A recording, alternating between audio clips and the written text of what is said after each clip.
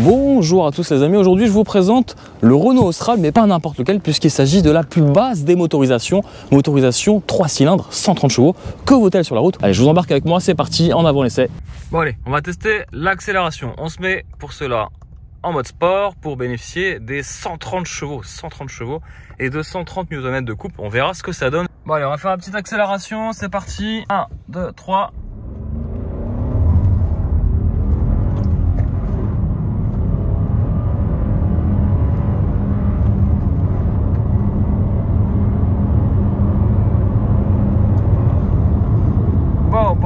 Bon, on va le laisser tranquille, hein, ce petit moteur 3 cylindres. Il n'est pas du tout fait pour être monté dans les hauts régimes.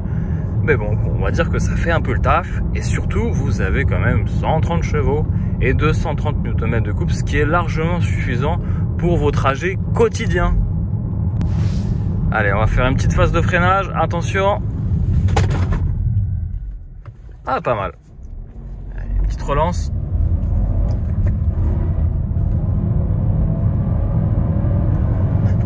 Ouais, c'est creux au-dessus de 4005-5000 tours, c'est vraiment creux, il n'y a plus rien, vous tirez plus rien.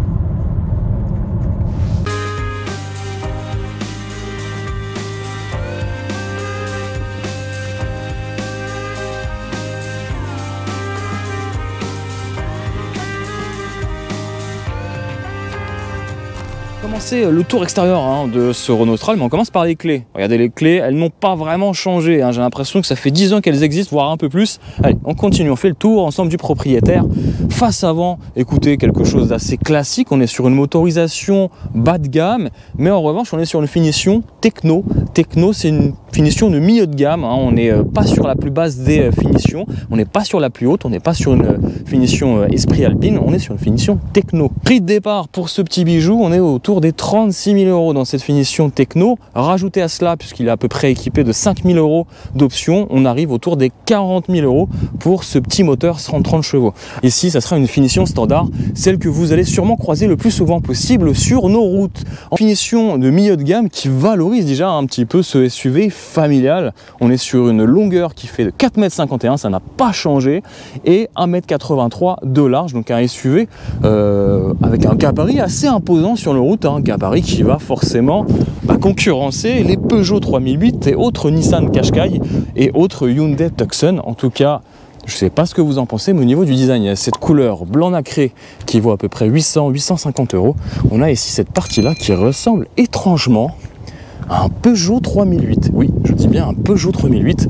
En tout cas, la config est assez sympa pour justement mettre en valeur un petit peu ces jantes de 19 pouces équipées de série sur cette finition techno et ces arches de roues en plastique brillant, nacré, laqué, bref, tout ce que vous voulez, tout ce qui se raye bien quelque part, attention quand même. Alors, vous avez aussi une autre option, le coffre à ouverture et fermeture électrique, ça vaut à peu près 450 €.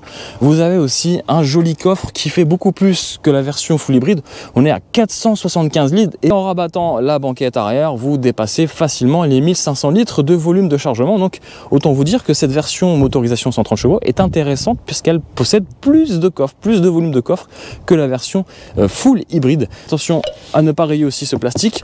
Et puis ici vous avez aussi un petit rangement. Alors là vous allez ranger forcément, si vous avez pris l'option roue de secours à 180 €, vous n'aurez pas de deuxième partie pour ranger le volume de coffre. Autant vous dire qu'ici dans cette configuration, je ne pense pas qu'il fasse 575 litres. Voilà, vous savez tout sur le volume de coffre. En tout cas, volume de coffre assez intéressant. En option, vous pouvez aussi prendre l'attelage, 1200 € pour l'attelage si vous voulez remorquer. Mais je crains que ce soit un petit peu juste avec cette petite motorisation 130 chevaux et 230 Nm de couple. Allez, on va ouvrir le capot moteur. Bon, admirez déjà cet intérieur, on le verra juste après. Bon, on a quand même aussi une autre option, le toit ouvrant. La sellerie est, je crois, d'origine sur cette finition techno. Allez, on ouvre le moteur, le capot, c'est parti. Voilà, bon. Ce qui est plutôt pas mal, c'est qu'on a un double vérin. Donc ça, c'est plutôt pas mal. Ça évitera de faire de la musculation à ouvrir le capot. Bon, sous le capot moteur, pas de grande révolution. Ou du moins, c'est un nouveau moteur. Le nouveau moteur 3 cylindres, 1,2 litre, turbo à géométrie variable qui permettra de développer 130 chevaux et surtout 230 Nm de couple télébas-régime associé à la micro-hybridation d'une batterie de 48 volts. Vous savez tout sur ce moteur, on verra ça tout à l'heure dans l'essai. Attention aux oreilles.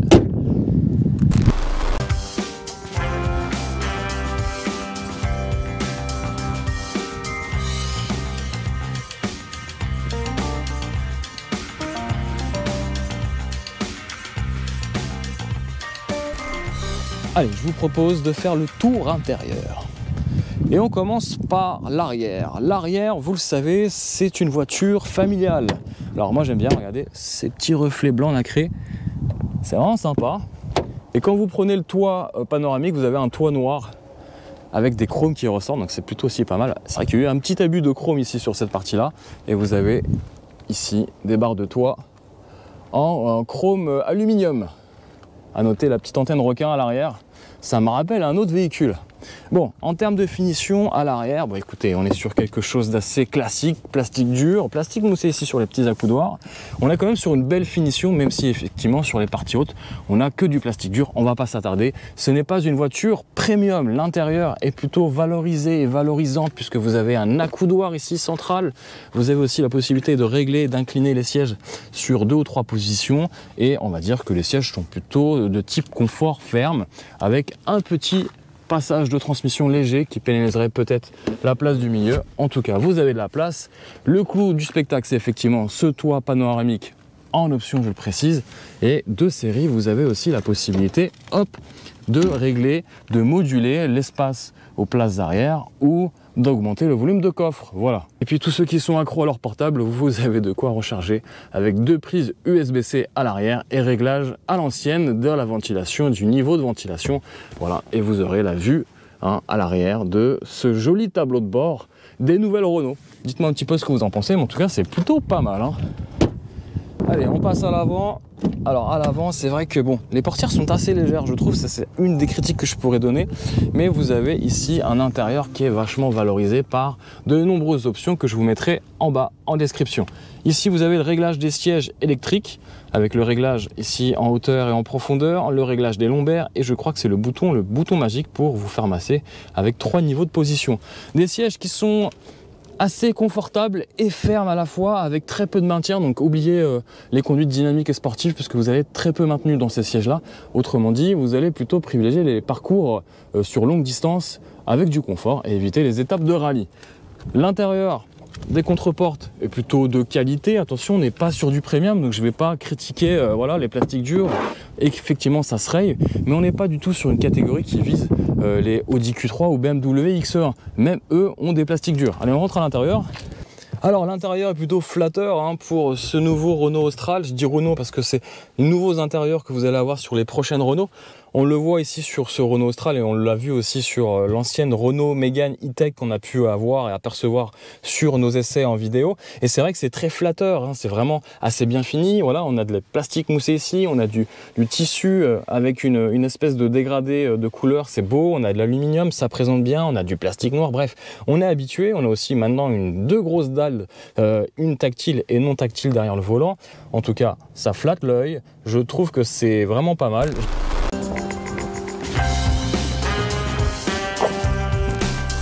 Bon les amis, petit démarrage, donc j'appuie juste sur l'embrayage pour démarrer, j'appuie ici.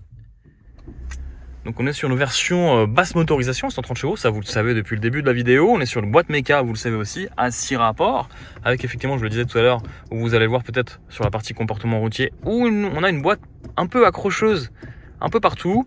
Je vais démarrer en douceur, je me mets en deuxième, surprenant soit-il, on va voir. Et là ça marche bien. J'ai pas calé et c'est sur ce point là qui est assez étonnant sur ce Austral, c'est la disponibilité du couple. Alors il y a peut-être aussi la partie micro-hybridation qui joue sur ça, mais la disponibilité du couple à bas régime est assez étonnant. Effectivement, c'est pas vraiment étonnant puisqu'on est sur un moteur 3 cylindres et les moteurs 3 cylindres, on sait qu'ils ont pas mal de couples à bas régime, un peu comme les diesels.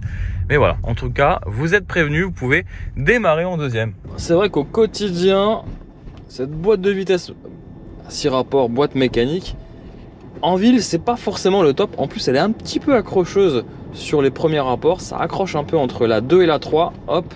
Mais bon, rien de surprenant.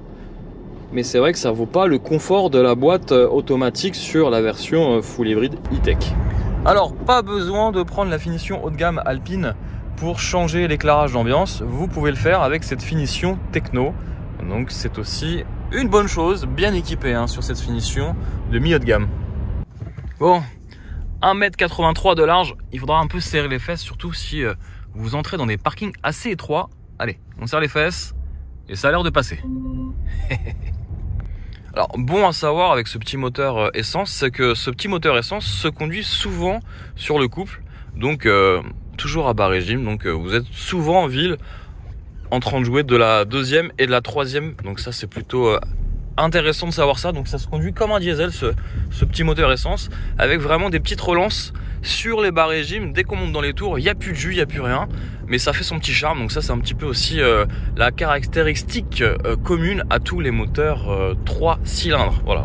Bon, à bord, ce qui est bien, c'est que vous avez toutes les aides à la conduite. Alors forcément, il est bien optionné, même fortement optionné, ce Renault Austral.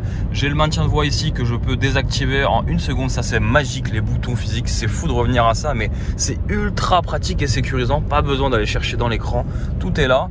Je peux désactiver aussi l'ESP, etc. Mais là, ça va pas être la peine. Je peux même ouvrir le coffre, mais là, à cette vitesse-là, ça va pas être aussi possible.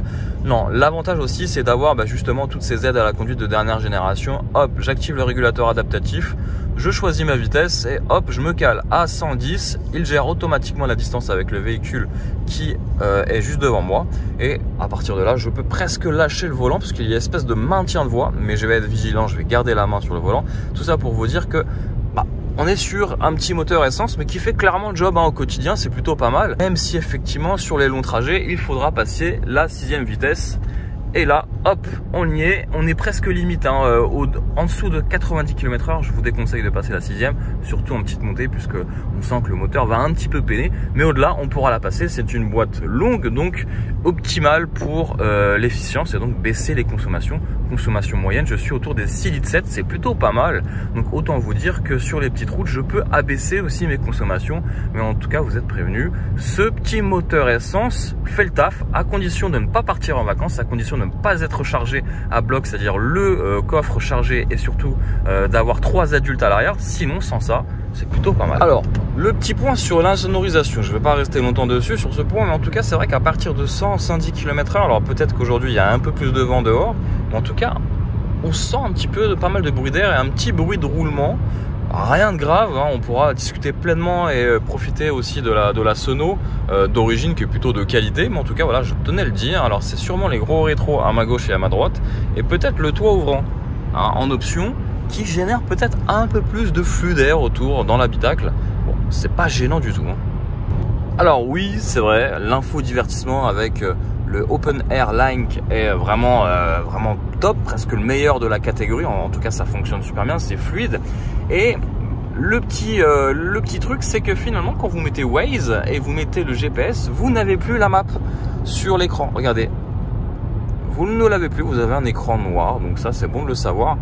Ça aurait été cool d'avoir et de mettre en mode miroir peut-être sur l'écran derrière le volant la map Waze. Ça pour le moment personne, aucun constructeur le fait. C'est un petit peu dommage, mais c'est pas dommage pour ce Renault Austral, c'est dommage pour l'ensemble des constructeurs.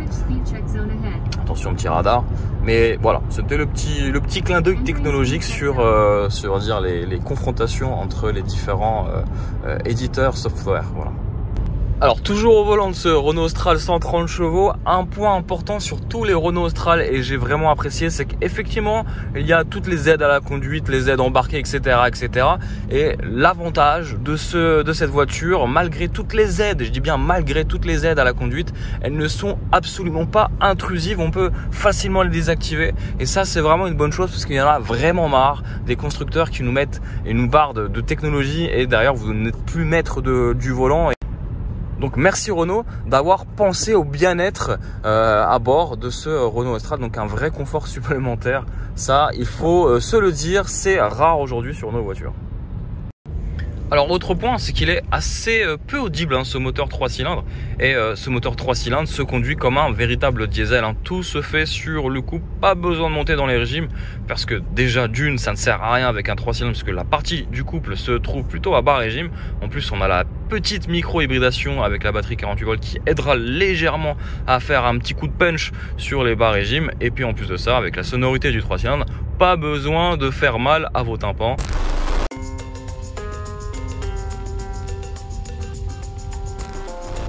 Quand je vous parlais de jouer sur le couple, on est à 2000 tours minute. Entre 2000 et 3000, je vais avoir un petit gras de couple très utile pour les petites relances. Là, regardez, j'accélère tranquillement. Je suis presque à fond sur la pédale d'accélérateur. Mais attention, ce Renault Austral n'est pas là pour faire les chronos, loin de là. Allez, on va se faire une petite accélération jusqu'à 100 km/h. Vous êtes prêts? C'est parti.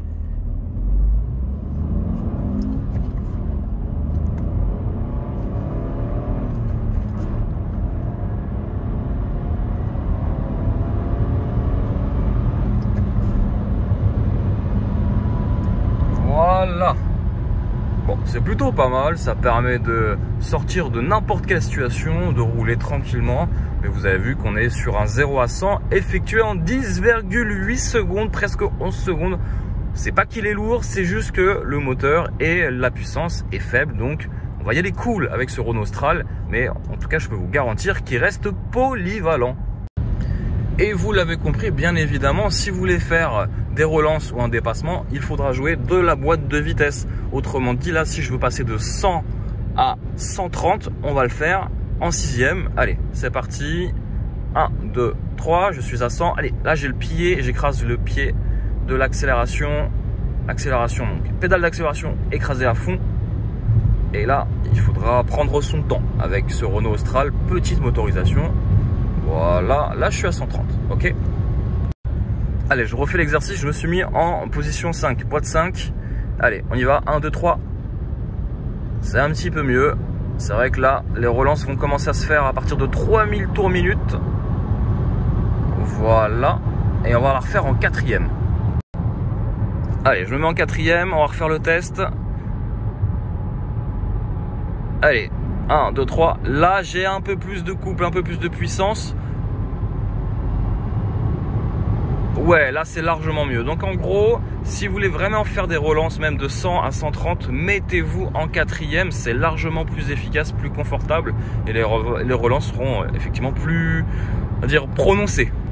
C'est pas qu'il est lourd, le petit bébé. Au contraire, il fait à peu près 1450 kg, donc c'est très léger. Mais on a un petit moteur. Et en 5e, eh ben, j'aurais dû presque me mettre en 4e. Donc je vais refaire l'exploit en 4e.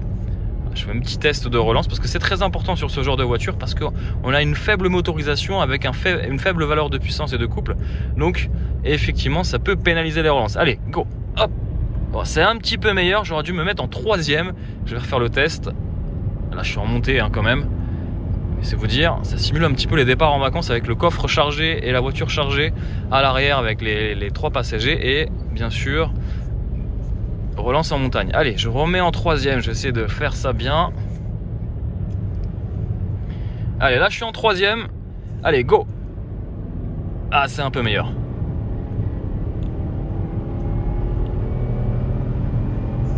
Ouais, là c'est meilleur. Ok. Donc, moralité avec ce moteur, c'est qu'il est bourré de couple à bas régime, mais sur les hauts régimes, on a un peu moins de puissance, un peu moins de couple, donc il faudra jouer de la boîte de vitesse.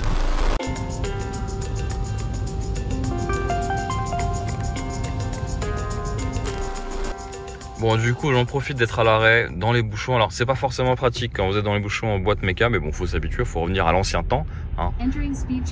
Oui, on a compris qu'il y avait un radar juste là, mais attention, on n'est pas prêt de dépasser les vitesses.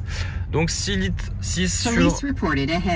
Alors ça, c'est un petit peu embêtant. 6 litres 6 sur mon parcours d'essai, donc c'est plutôt correct, fait de ville, d'autoroute et de voies rapides, donc une consommation qui est assez correcte par rapport au véhicule, puisqu'on a 130 chevaux seulement, donc forcément ça tire un peu dans les tours. Je voulais quand même faire un petit point sur l'ensemble des consommations et effectivement par rapport au moteur e-tech, moteur full hybride, on est autour des 1 litre de plus et 100 km de moins en autonomie, puisqu'en autonomie on atteindra les 800 voire 850, pas plus. Et puis voilà, les pics de consommation sont effectués sur des relances en ville. sur le rapport 1 et 2 qui effectivement hausse tout de suite les consommations sur au-delà des 10 litres. Donc ça c'est propre à toutes les voitures, mais effectivement du coup on n'a pas ce moteur électrique. Voilà, si vous vous posez la question, faut-il s'orienter sur un moteur full hybride 200 chevaux e-tech ou ce petit moteur 130 chevaux? Écoutez, ça dépendra de vos besoins. Le problème de ce moteur, c'est qu'il n'est disponible que seulement avec la boîte méca à 6 rapports, donc ce qui pourra biaiser votre choix. Et surtout si vous voulez choisir une boîte automatique, vous avez aussi le moteur 160 chevaux que je vais bientôt essayer. Mais la différence entre ces deux moteurs à l'opposé, entre le plus puissant et le moins puissant, c'est que vous avez quasiment 1 litre de consommation d'écart et à peu près 100 à 150 km d'autonomie en moins pour le petit moteur, puisqu'il ne bénéficiera pas des relances à basse vitesse en électrique, donc ce qui joue beaucoup sur la balance, surtout si vous êtes amené à faire beaucoup de villes avec cette voiture. Donc je vous conseillerais peut-être de prendre la version full hybride qui permettra effectivement de relancer le véhicule au quotidien en électrique tant que c'est possible, et puis surtout un agrément au volant beaucoup plus prononcé sur la version full hybride, notamment grâce à son silence de fonctionnement.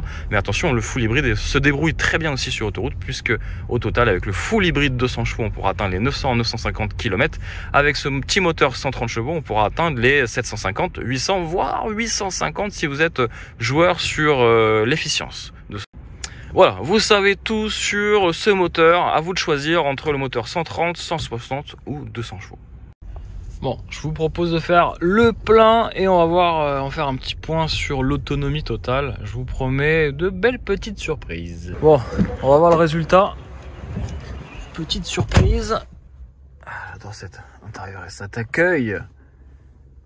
Alors, 780 km d'autonomie. Ici, vous le voyez, bon, j'ai pas eu le pied léger sur l'accélérateur. J'ai plutôt roulé en mode confort. Le mieux, c'est de rouler en mode éco, de ne pas abuser de la clim ou du chauffage, et à partir de là vous pouvez atteindre facilement les 800 voire 850 km d'autonomie. Vous savez tout sur les consommations et l'autonomie totale de ce Renault Austral de 130 chevaux, le plus bas moteur de la gamme Austral. Voilà les amis, j'espère que cet essai vous a plu. Renault Austral, c'est à vous de choisir entre la version motorisation bas de gamme, entre guillemets 130 chevaux, celle que j'ai derrière moi, ou bien peut-être la version haut de gamme, la version full hybride non rechargeable de 200 chevaux, ou bien la version intermédiaire 160 chevaux que j'essaierai dans quelques semaines. Voilà les amis, j'espère que cet essai vous a plu. La petite force, le petit pouce, bien sûr, qui va avec. Abonne-toi si tu n'es pas encore abonné. Et moi je te dis à très vite pour de nombreuses aventures sur la chaîne Vlogcars Passion. Ciao ciao.